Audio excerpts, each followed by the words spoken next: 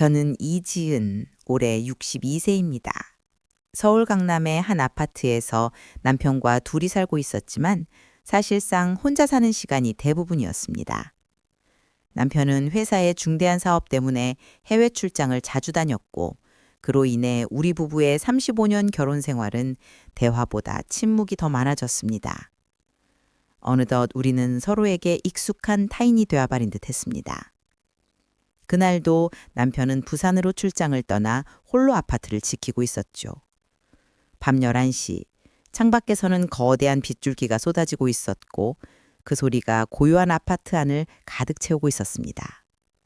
저는 거실 소파에 앉아 혼자 차를 마시며 텔레비전을 보고 있었습니다. 그 익숙한 정적을 깨고 갑자기 주방 쪽에서 희미하지만 분명한 냄새가 났습니다. 처음에는 착각인가 싶어 코를 킁킁거려 보았지만 곧 달걀 썩은 냄새 같은 것이 분명하게 느껴졌습니다. 가스 냄새였습니다. 순간 등골이 서늘해졌습니다. 가스 누출이라면 혼자서는 감당할 수 없는 큰일이 날 수도 있었기 때문입니다. 저는 떨리는 손으로 전화기를 들고 관리사무소에 전화를 걸었습니다. 여보세요? 관리사무소인가요? 저희 집에서 가스 냄새가 나는 것 같아요. 어떻게 해야 하나요? 전화를 받은 상담원은 놀랄만도 한데 아주 차분한 목소리로 대답해 주었습니다. 창문을 모두 열고 전기 스위치는 절대 만지지 마세요. 긴급 출동팀이 곧 도착할 겁니다. 그 말에 저는 조금 안심하며 떨리는 손으로 거실과 주방의 모든 창문을 활짝 열었습니다. 그리고 현관문 앞에서 초조하게 그들을 기다렸습니다. 빗소리는 더욱 거세졌고 저의 심장은 그 빗소리에 맞춰 쿵쾅거렸습니다. 약 30분 뒤 드디어 현관 초인종이 울렸습니다. 문을 열자 우비를 입은 남자가 서 있었습니다. 안전모를 쓰고 있었는데 빗물에 젖은 우비 위로 희미한 가로등 빛빛이 반사되고 있었습니다.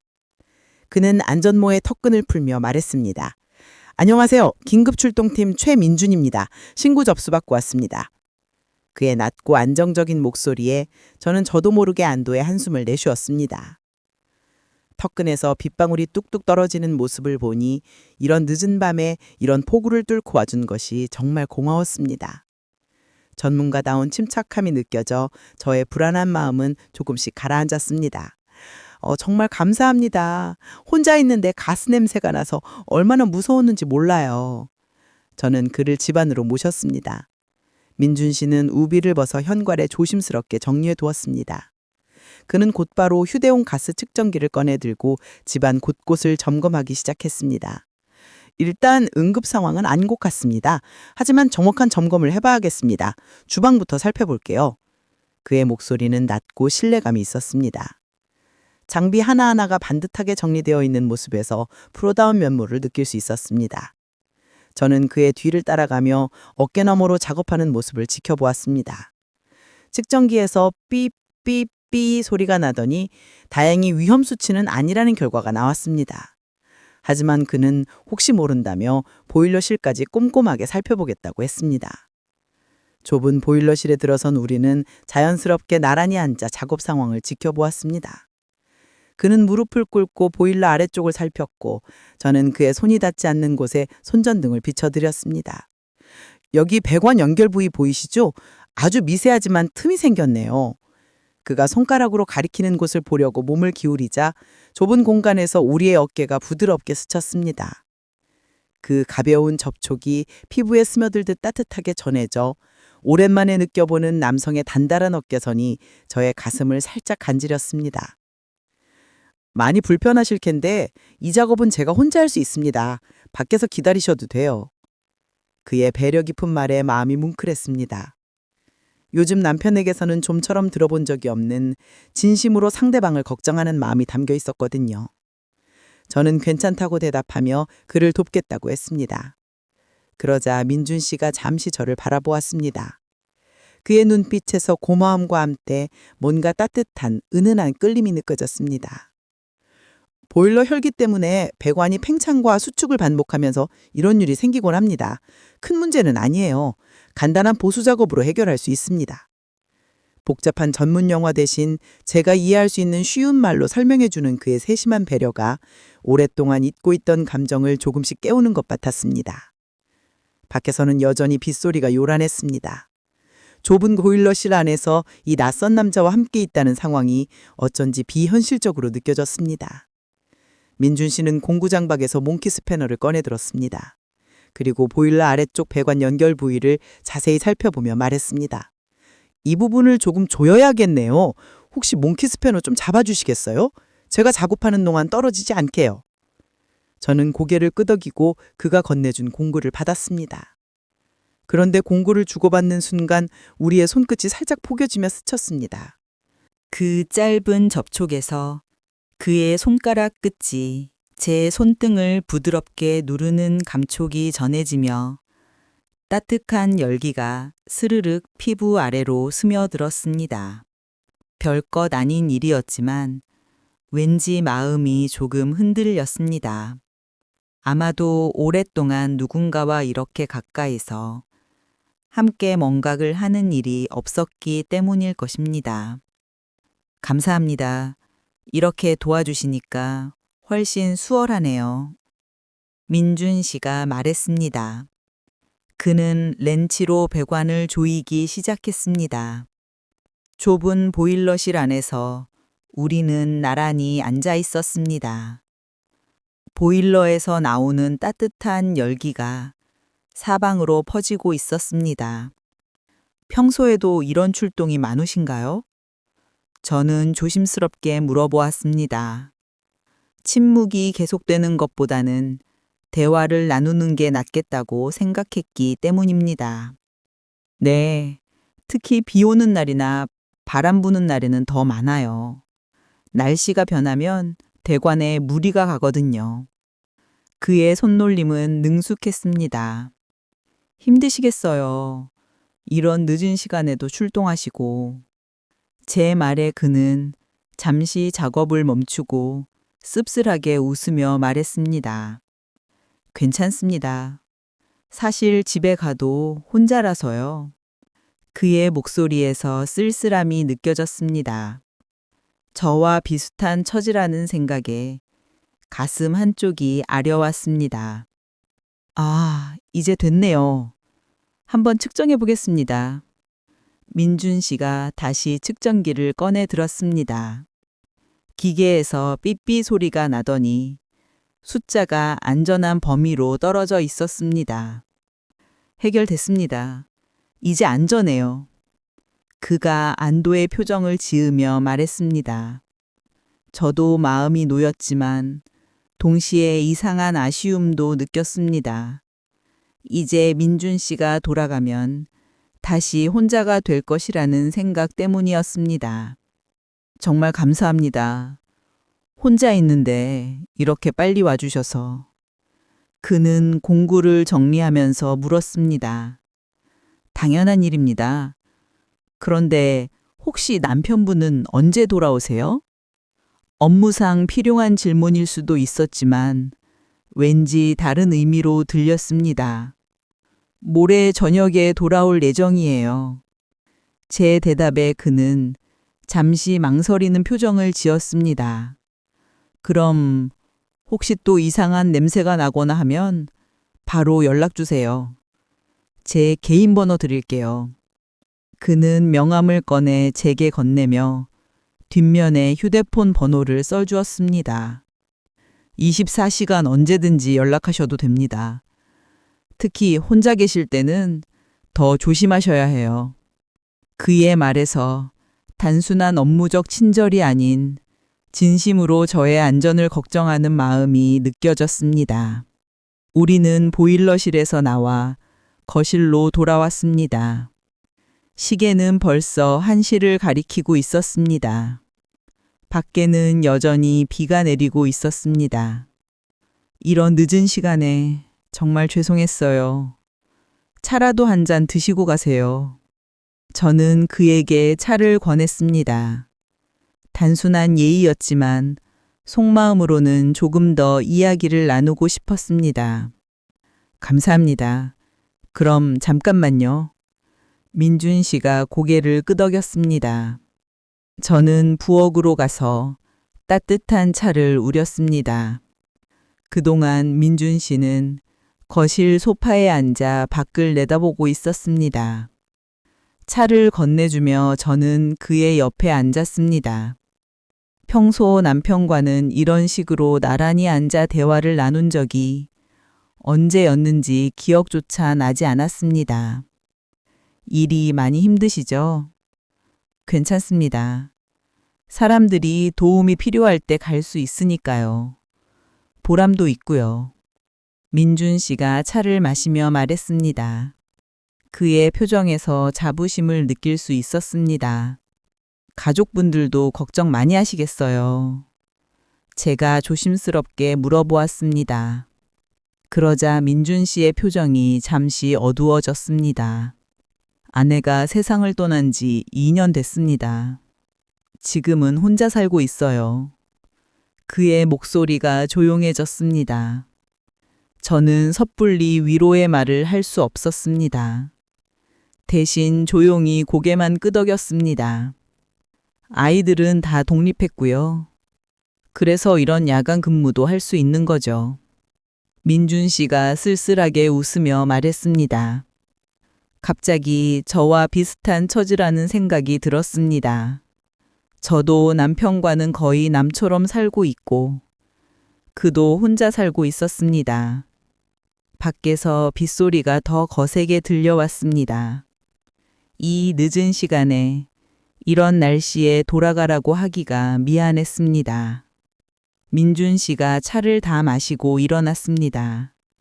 시계는 벌써 1시 반을 가리키고 있었습니다. 이제 가봐야겠습니다. 늦은 시간까지 신경 써주셔서 고맙습니다. 저는 현관까지 배웅하러 갔습니다. 민준 씨가 우비를 다시 입고 안전모를 쓰는 모습을 보니 왠지 아쉬웠습니다. 오랜만에 누군가와 이런 식으로 마음을 나누는 것 같았기 때문이었습니다. 조심히 들어가세요. 비가 너무 많이 와서요. 그때였습니다. 갑자기 집안에서 날카로운 경보음이 울려 퍼졌습니다. 가스 누출 경보기였습니다. 저는 깜짝 놀라 몸이 굳었습니다. 민준 씨가 재빨리 돌아서며 공굿 가방을 다시 들었습니다. 또 문제가 생겼나 봅니다. 다시 확인해 보겠습니다. 저는 심장이 쿵쾅거리며 그를 따라 집 안으로 들어갔습니다. 경보음이 계속 울리고 있었는데 그 소리가 새벽 정적을 깨트리며 온 집안을 울렸습니다. 민준 씨가 재빨리 측정기를 꺼내 들고 집안 곳곳을 점검하기 시작했습니다. 측정기 화면의 숫자가 계속 올라가고 있었습니다. 다행히 폭발 범위는 아니지만 위험한 수치입니다. 지금 당장 모든 전기를 끄고 창문을 더 열어야 해요.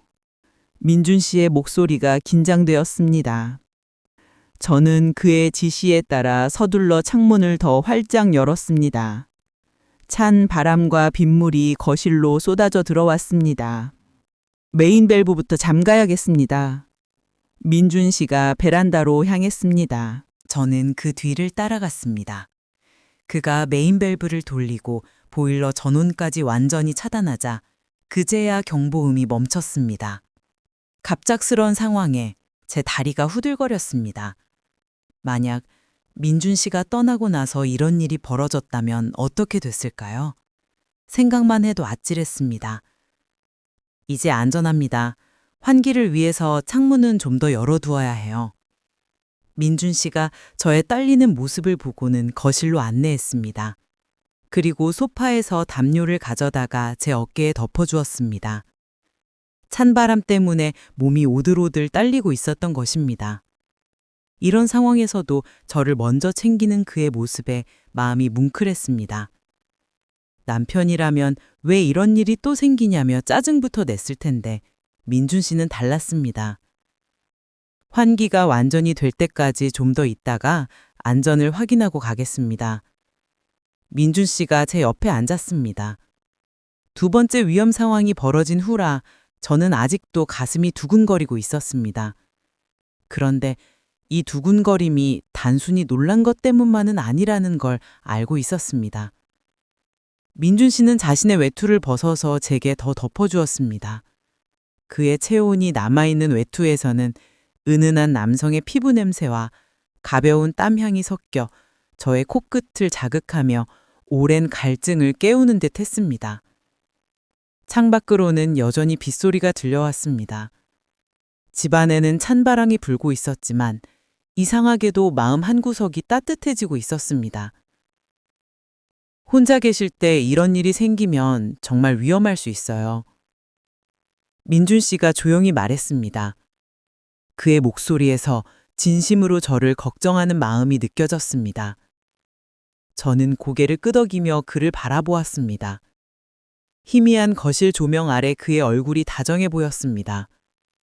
오늘 밤 2번이나 제가 위험한 상황에 처했을 때 곁에 있어준 사람이었습니다. 정말 다행이에요.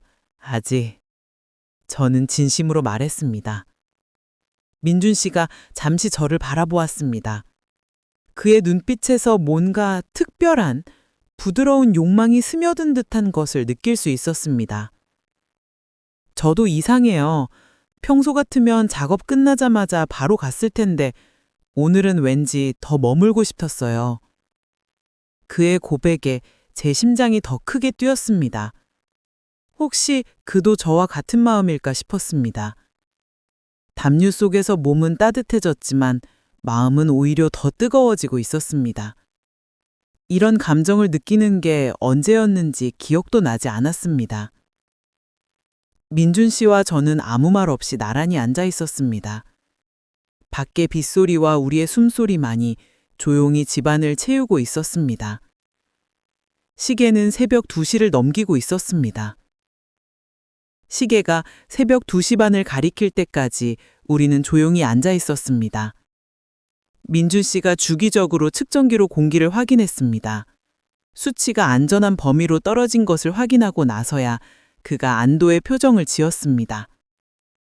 이제 안전해졌습니다. 하지만 내일 아침에 전문 점검을 받아보시는 게 좋겠어요. 민준 씨가 말했습니다. 그런데 밖을 내다보니 비가 더 거세게 내리고 있었습니다. 천둥 소리까지 들려왔습니다. 이런 날씨에 나가시면 안 돼요. 너무 위험해요. 저는 진심으로 걱정되어 말했습니다. 민준 씨도 밖을 내다보며 난감한 표정을 지었습니다. 그래도 집에 가야죠. 괜찮습니다. 하지만 그의 말과 달리 밖의 상황은 정말 심각해 보였습니다. 바람까지 세게 불어서 우산을 써도 소용없을 정도였습니다. 아니에요. 이런 날씨에는 정말 위험해요. 여기서 잠시 쉬었다가 새벽에 비가 그치면 가세요. 저는 다시 한번 말했습니다. 민준 씨가 잠시 망설이는 것 같았습니다. 하지만 이런 늦은 시간에 남의 집에서 괜찮아요. 오늘 밤 2번이나 저를 도와주셨잖아요. 당연히 제가 도와드려야죠. 저는 단호하게 말했습니다. 사실 속마음으로는 그가 조금 더 머물렀으면 좋겠다는 생각도 있었습니다. 결국 민준 씨가 고개를 끄덕였습니다. 그럼 잠깐만 쉬었다가 가겠습니다. 정말 감사해요. 저는 그에게 수건을 가져다 드렸습니다. 아까 우비를 입었지만 머리카락이 조금 젖어 있었습니다. 샤워라도 하시겠어요? 감기 걸릴 것 같은데. 아니에요. 괜찮습니다. 이 정도는. 하지만 민준 씨의 머리에서 물방울이 계속 떨어지고 있었던 것입니다. 저는 수건으로 그의 머리를 닦아주었습니다. 그 순간 우리의 거리가 가까워졌습니다. 민준 씨가 저를 바라보았습니다. 그의 눈빛이 이전과 달라져 있었습니다. 저도 모르게 손길이 그의 이마에 머물렀습니다. 그 부드러운 피부가 손끝에 닿는 감촉이 오랜만에 느껴보는 생생한 온기로 제 손바닥을 데워주었습니다. 고맙습니다. 그가 낮은 목소리로 말했습니다. 그의 목소리가 평소보다 더 깊게, 숨결처럼 가깝게 들렸습니다.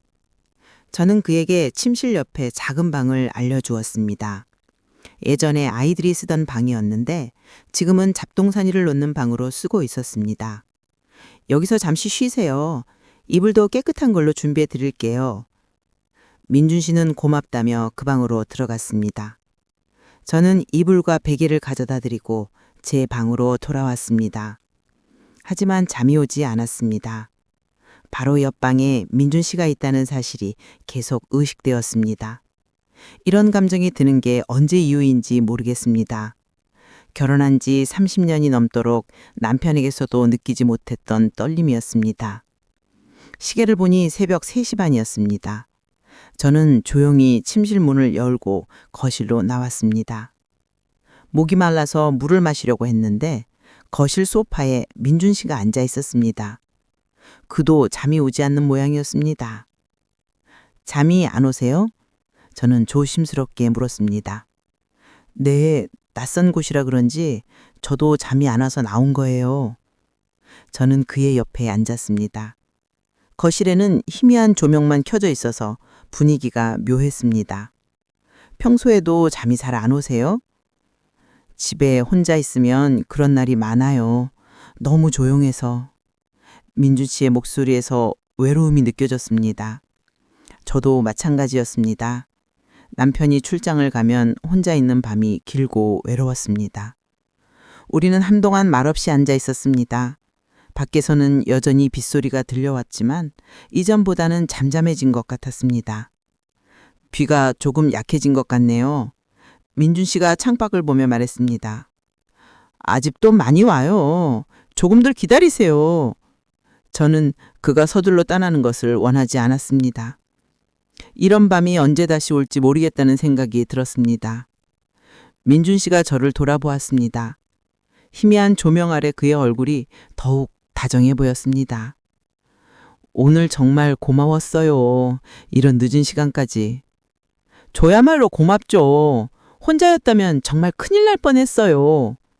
우리의 대화는 자연스럽게 서로를 걱정하는 마음으로 흘러갔습니다. 그런데 언제부터인가 우리 사이의 거리가 더 가까워져 있었습니다. 민준 씨의 손이 소파 위에 있었습니다. 저도 모르게 제 손이 그의 손 가까이 가 있었습니다. 거의 닿을 듯 말 듯한 거리였습니다. 그의 손등에 새로난 잔주름이 희미한 빛에 드러나 저의 손가락 끝이 그 선을 따라 살짝 스치려는 듯한 유혹이 느껴졌습니다. 혼자 계실 때 불안하시면 언제든 연락하세요. 제가 달려올게요. 민준 씨가 낮은 목소리로 말했습니다. 그 말에 제 가슴이 뜨거워졌습니다. 시계는 새벽 4시를 가리키고 있었습니다. 곧 동이 틀 시간이었습니다. 민준 씨가 떠나고 사흘이 지났습니다. 그동안 저는 계속 그 밤을 떠올렸습니다. 그의 따뜻한 배려와 마지막에 건넨 말이 자꾸 생각났기 때문입니다. 남편은 부산 출장에서 돌아왔습니다. 하지만 집에 들어서자마자 인상부터 찌푸렸습니다. 집에서 무슨 일이 그렇게 많아? 이것저것 고칠 게 끝이 없네?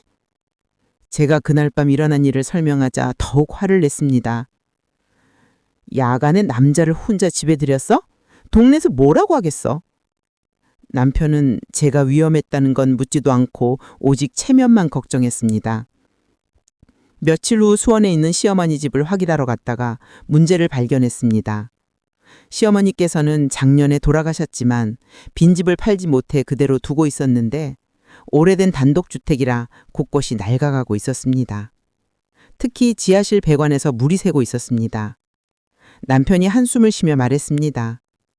이번엔 제대로 해야겠어. 임시방편으로만 하니까 자꾸 이런 일이 생기지. 그리고는 본인이 가서 공사를 감독하겠다고 했습니다. 업체들이 여자 혼자 있으면 이것저것 더 해야 한다고 바가지 씌우거든. 내가 가서 봐야 해. 그런데 이틀 뒤 갑자기 급한 출장이 생겼습니다. 남편이 어쩔 수 없다며 말했습니다. 당신이 가서 봐야겠어. 제가 걱정스럽게 물었습니다. 제가 가서 뭘 알겠어요. 전문적인 건 잘 모르는데. 그냥 바가지 안 씌우나만 봐.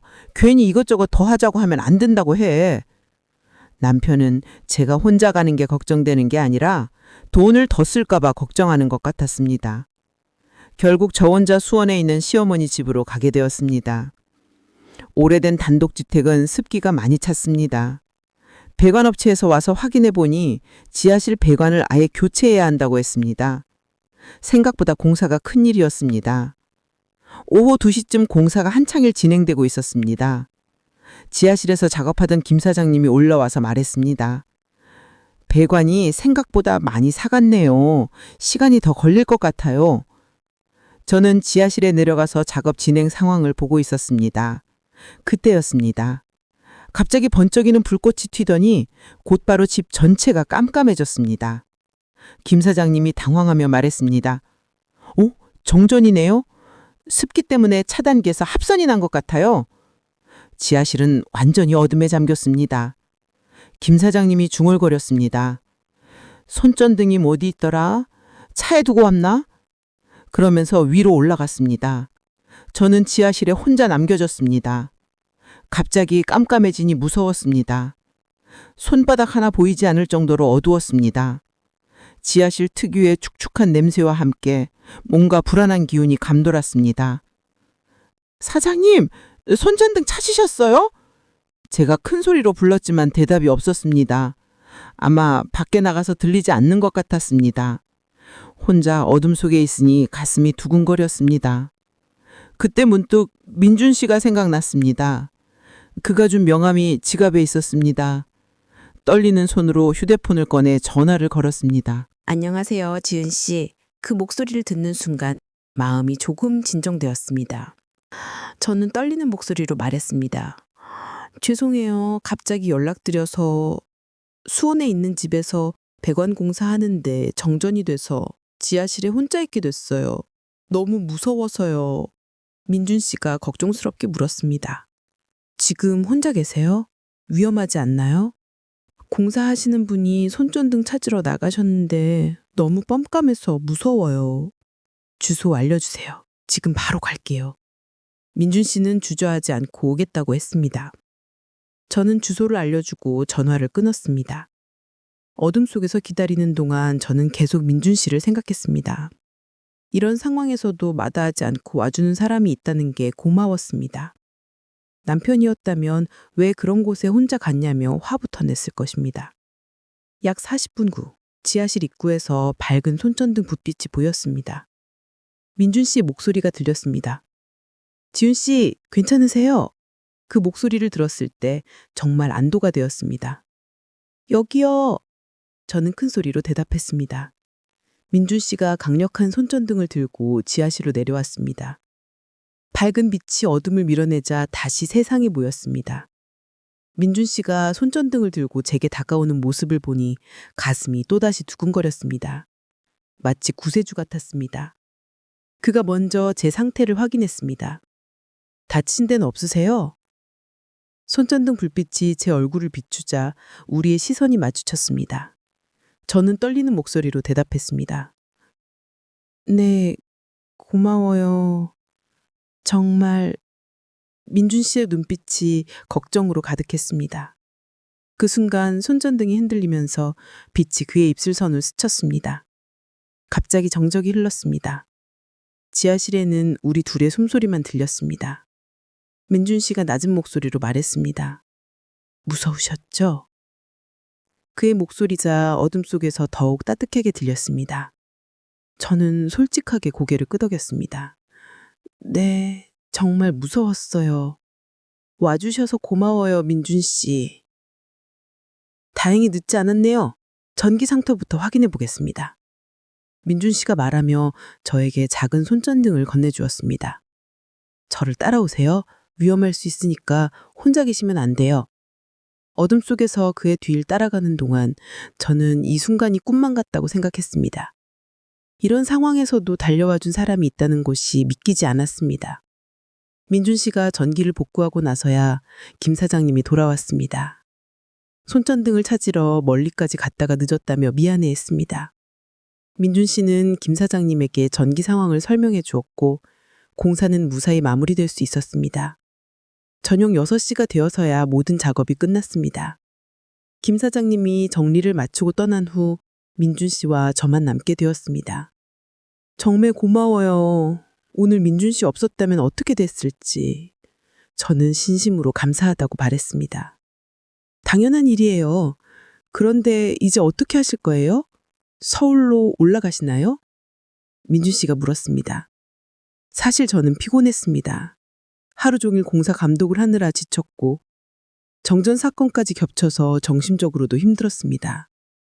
네, 올라가야죠. 그런데 대중교통으로는 너무 늦을 것 같아요. 제가 모셔다 드릴까요? 어차피 서울 방향이라서요. 민준 씨의 제안에 저는 고민했습니다. 혼자 대중교통으로 가기에는 너무 늦은 시간이었고 피곤하기도 했습니다. 그럼 부탁드릴게요. 정말 고마워요. 우리는 민준 씨 차를 타고 서울로 향했습니다. 차 안에선 잔잔한 음악이 흘러나왔고 창밖으로는 저녁 어둠이 깔리고 있었습니다. 오늘 정말 힘든 하루였네요. 제가 말했습니다. 많이 놀라셨을 거예요. 혼자 계셨다면 정말 위험했을 텐데. 민준 씨가 걱정스럽게 말했습니다. 그의 목소리에서 진심 어린 걱정이 느껴졌습니다.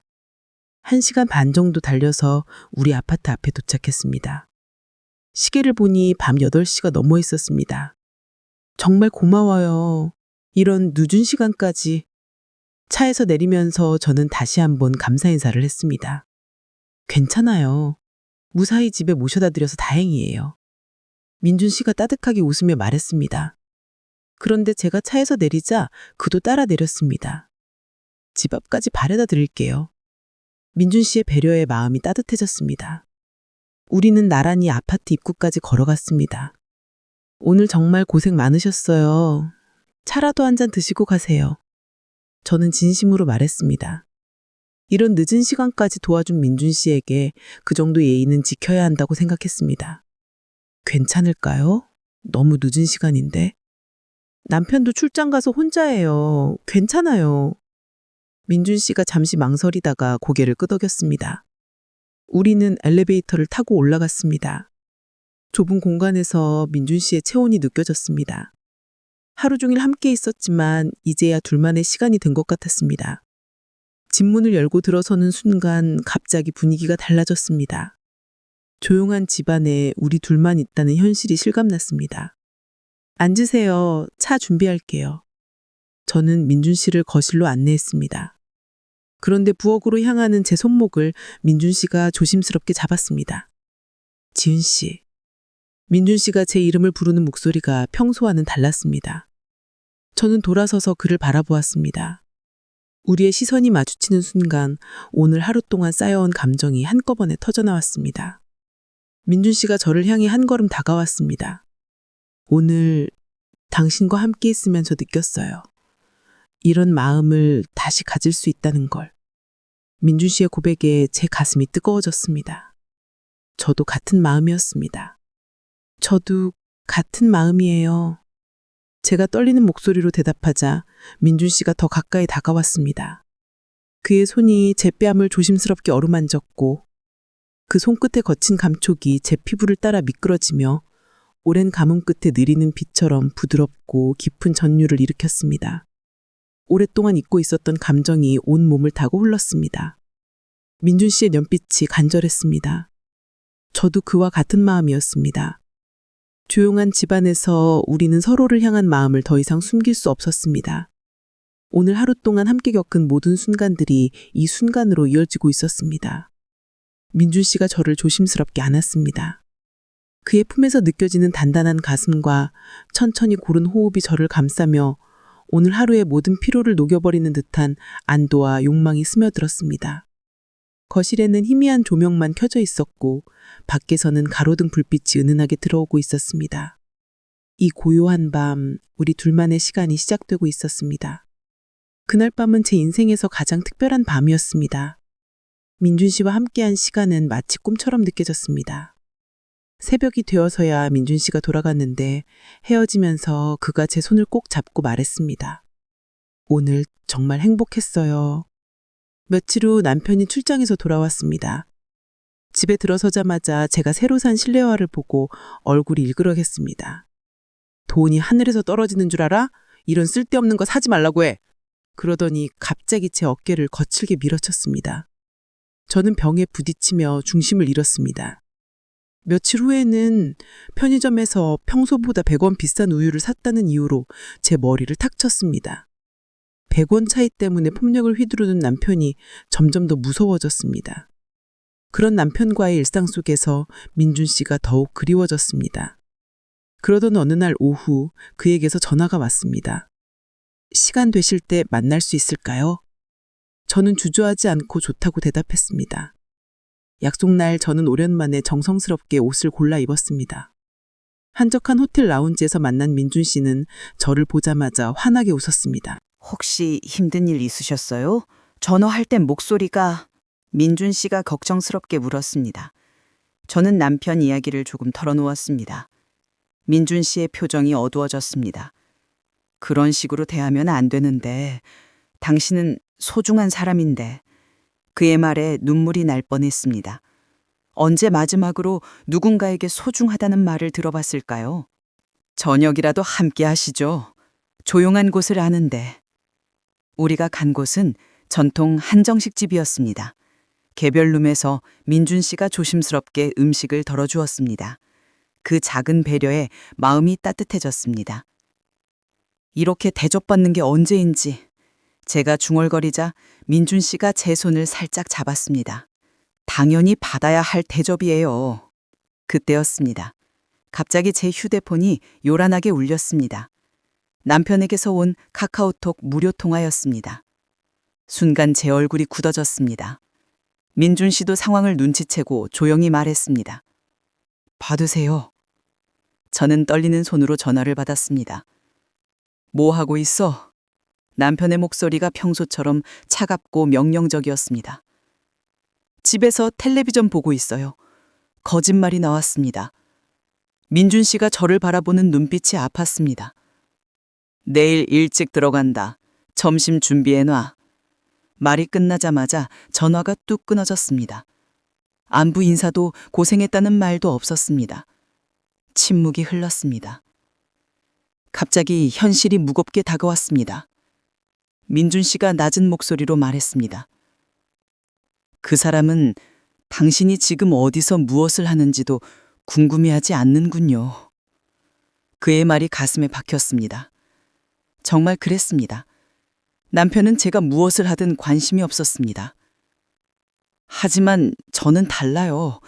당신의 하루하루가 궁금하고 당신이 웃고 있는지 슬퍼하고 있는지 알고 싶어요. 민준 씨가 제 손을 더 꼭 잡았습니다. 집에 가기 싫어요. 저도 모르게 솔직한 마음이 터져나왔습니다.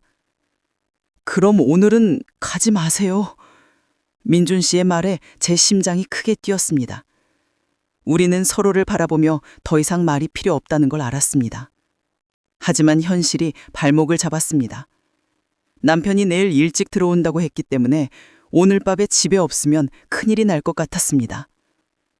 조금만 더 있다가 가세요. 아직 10시도 안 됐어요. 민준 씨가 제 손을 더 꽉 잡으며 말했습니다. 저는 망설이다가 고개를 끄덕였습니다. 우리는 호텔 라운지로 자리를 옮겼습니다.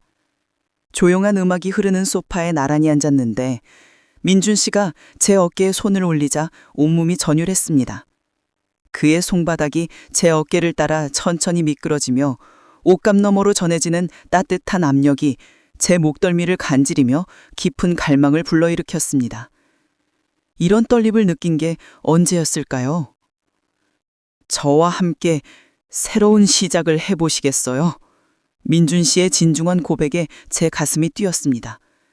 그의 눈빛에서 진심을 느낄 수 있었습니다. 11시가 되어서야 저는 집으로 돌아갔습니다. 집에 들어서자마자 남편의 차운 목소리가 들렸습니다. 거실 소파에 앉아 기다리고 있던 남편의 얼굴이 굳어 있었습니다. 어디 갔다 왔어? 이 시간에. 저는 당황하며 친구를 만나고 왔다고 대답했습니다. 하지만 남편은 거짓말하지 말라고 하며 캐묻기 시작했습니다. 갑자기 남편이 일어나서 제게 다가왔는데 술 냄새가 났습니다. 그때 남편의 휴대폰이 울렸습니다. 남편이 급히 전화를 받으며 거실 밖으로 나갔습니다. 하지만 문이 열려 있어서 대화가 들렸습니다. 응, 나야. 오늘 못 만나서 미안해. 내일 시간 되면 호텔로 와. 제 심장이 쿵 내려앉았습니다. 남편이 다른 여자와 통화하는 것이었습니다. 목소리가 평소와 전혀 달랐습니다. 부드럽고 다정했습니다. 남편이 전화를 끊고 들어왔을 때 저는 아무 말도 할 수 없었습니다. 그런 남편이 다시 추궁하기 시작했습니다. 어디서 뭐 했는지 정확히 말하지 않으면 가만 안 둬. 남편이 제 팔을 거칠게 잡으며 위협적으로 말했습니다. 방금 전 다른 여자와 다정하게 통화했건 사람이 저에겐 이렇게 대하는 것이 너무 화가 났습니다. 그날 밤은 남편의 추궁과 의심으로 지새웠습니다. 하지만 저는 남편의 불륜 현장을 목격한 충격에서 벗어날 수 없었습니다. 며칠 후 민준 씨에게 전화를 걸어 남편이 의심하기 시작했다고 말했습니다. 그리고 남편의 불륜 사실도 털어놓았습니다. 그런 사람과 함께 살 이유가 있나요? 민준 씨의 말에 제 마음이 정해졌습니다. 그 후로 한 달 동안 저는 남편을 관찰했습니다. 거짓말이 늘어났고 외박도 잦아졌습니다. 회사 회식이라며 새벽에 들어오는 날이 많아졌는데 향수 냄새까지 풍겼습니다. 어느 날 남편이 샤워를 하는 사이 휴대폰을 확인했습니다. 카카오톡에는 자기라는 이름으로 저장된 여자와의 대화가 가득 찼습니다. 호텔 예약 확인서까지 있었습니다. 증거를 확보한 저는 큰 결심을 했습니다. 더 이상 이런 식으로는 살 수 없다고 생각했기 때문입니다. 어느 토요일 밤 남편이 골프를 간다며 나간 사이 저는 협의 이혼 성자를 작성해 두었습니다. 그리고 남편의 불륜 증거들을 모두 정리해 두었습니다. 저녁에 남편이 돌아왔을 때 저는 식탁 위에 서류와 증거들을 놓아두었습니다. 남편이 서류를 보고 얼굴이 굳어지며 이게 뭐냐고 물었습니다. 이혼하고 싶어요. 저는 떨리지 않는 목소리로 말했습니다. 미쳤냐고? 갑자기 웬 소리냐? 소리를 질렀습니다. 당신이 다른 여자와 만나고 있는 걸 알고 있어요. 저는 휴대폰 화면을 보여주었습니다. 남편의 얼굴이 새파랗게 질렸습니다. 이건 오해야. 호텔 예약까지 해놓고 오해를 하고요. 남편이 변명을 늘어놓기 시작했습니다. 하지만 증거가 너무 명확했습니다. 결국 남편은 말문이 막혔습니다. 어차피 우리는 이미 끝났어요. 서로 합의해서 정리해요. 제 단호한 말에 남편이 당황했습니다. 평소 순종적이던 아내가 이렇게 나오자 어떻게 해야 할지 모르는 것 같았습니다. 한 달 후 모든 절차가 마무리되었습니다. 남편의 불륜이 명백한 유책 사유였기 때문에 재산 분할에서도 제가 유리했습니다. 이혼 후 저는 작은 원룸으로 이사했습니다. 좁진한 제 공간이라는 것만으로도 자유로웠습니다. 민준 씨가 이사 도움을 주러 왔는데 그가 새로 설치한 가스레인지를 점검해주는 모습을 보니 마음이 따뜻해졌습니다. 이제 정말 자유로워졌네요. 민준 씨가 제 손을 잡으며 말했습니다. 네, 이제 당신과 당당하게 함께 할 수 있어요. 민준 씨가 밸브를 조심스럽게 돌리자 딸깍 소리와 함께 파란 불꽃이 예쁘게 피어올랐습니다. 완벽하다며 이제 안전해요. 그의 목소리가 따뜻했습니다. 창문으로 들어오는 봄볕이 따뜻했습니다. 저는 민준 씨의 품에 안겨 그 햇살을 느꼈습니다. 그의 팔이 제 허리를 감싸며 오랜 세월 쌓인 피로를 녹이는 듯한 부드러운 압력이 전신을 타고 흘러 마침내 제 인생의 밸브가 다시 열린 것 같았습니다. 그날 밤 새로운 집에서 민준 씨와 함께 보낸 시간은 진정한 자유의 맛이었습니다. 더 이상 누구를 의식하거나 숨길 필요가 없었습니다. 60이 넘은 나이에 다시 찾은 사랑이 이렇게 달콤할 줄 몰랐습니다. 남편의 무관심과 폭력, 그리고 불륜까지 참아가며 살았던 30년의 결혼 생활이었지만 이제 와서 생각해보니 그 시간들도 제가 민준 씨를 만나기 위한 과정이었던 것 같습니다. 민준 씨와 함께한 지 벌써 1년이 지났습니다.